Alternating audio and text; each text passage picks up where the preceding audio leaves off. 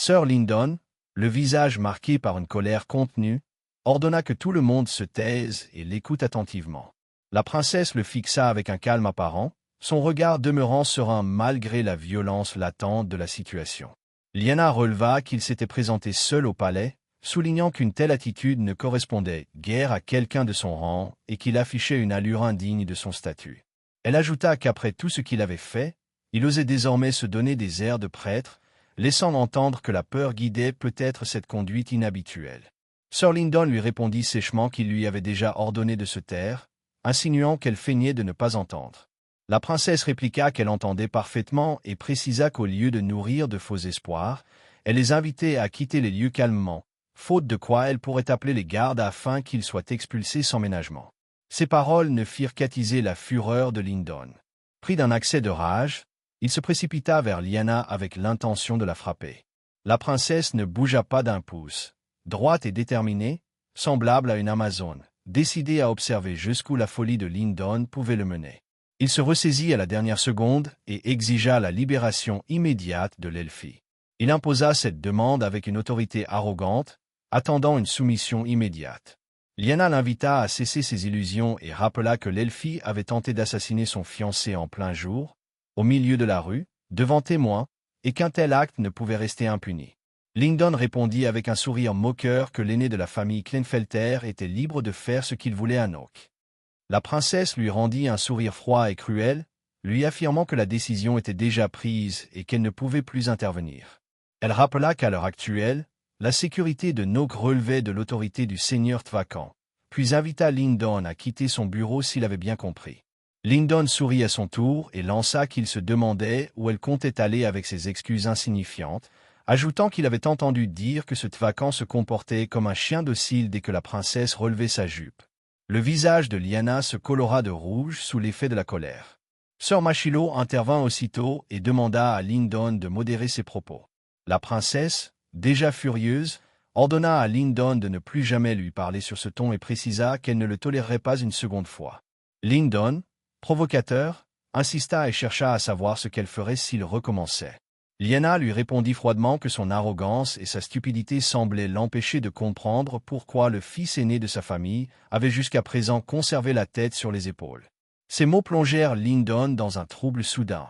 Lyanna lui intima alors de se contenter de la décision qui serait rendue lors du jugement, ajoutant qu'elle s'était montrée bien trop clémente envers eux jusqu'à présent et qu'il n'y aurait pas de prochaine indulgence.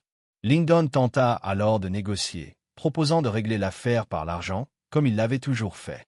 Il offrit de réduire de 30% la dette qu'elle avait contractée, à condition qu'elle prenne la responsabilité de libérer le fils.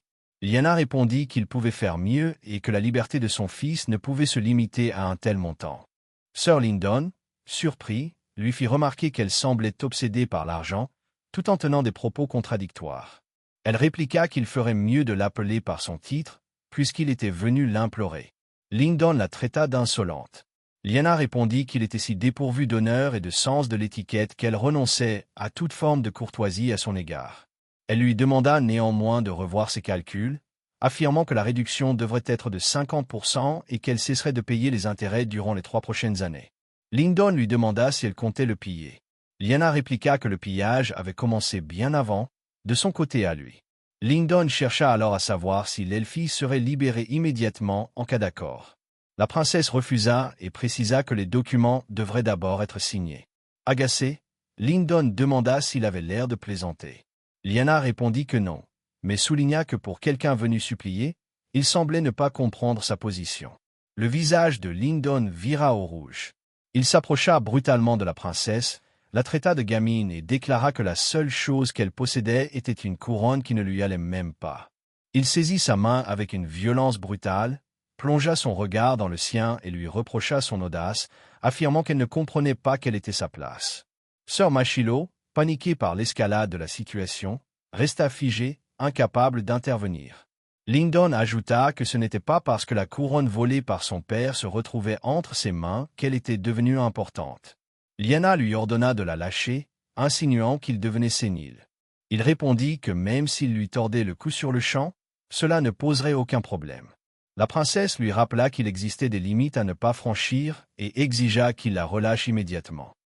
Lyndon la somma de tout faire pour libérer l'Elfie, menaçant de faire disparaître le nom d'Arsac de cette terre, affirmant que la famille Klinefelter en avait largement le pouvoir et que c'était la seule raison pour laquelle il ne lui brisait pas le cou à cet instant. Lyanna sembla un instant désespérée, mais elle affirma que Lyndon se faisait des illusions et que le temps où sa famille agissait librement était révolu. Lyndon sourit avec condescendance et répondit qu'elle fanfaronnait parce qu'elle se reposait sur ses bêtes, ajoutant qu'elle ferait bien de réfléchir avec plus de sérieux. Il insista sur le fait qu'il n'était pas venu à Nox sans objectif précis et qu'il ne s'agissait pas simplement de prendre sa défense. Les yeux de Lyanna s'écarquillèrent lorsqu'il poursuivit en révélant que son intention était de lui trancher la gorge, de s'emparer de ses terres sous prétexte d'un mariage, puis de se débarrasser d'elles desquelles deviendraient inutiles. Lyanna répliqua qu'il se trompait et que ses paroles étaient absurdes, rappelant que le seigneur Tvacan pouvait tout prendre en un seul jour s'il le décidait. Lyndon, sans lâcher son poignet, la traita d'idiote et affirma qu'elle parlait ainsi parce qu'elle ignorait tout.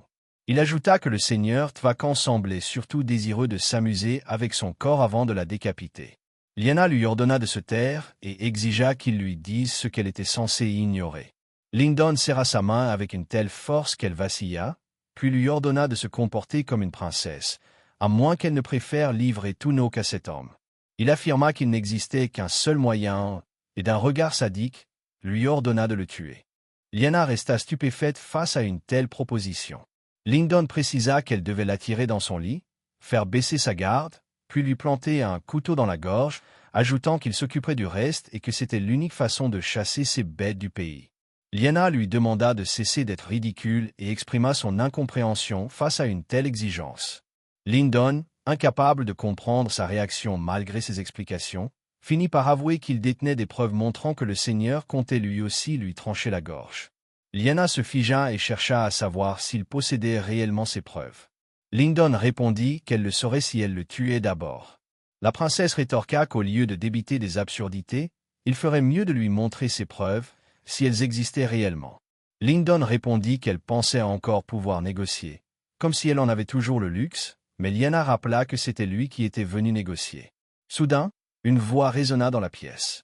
Lyanna se figea instantanément en reconnaissant celle de Fermont. Sir Lyndon n'en crut pas ses yeux et demanda ce qu'il faisait là. Fermont, d'un air parfaitement détendu, se contenta de demander ce que son seigneur comptait bien faire désormais.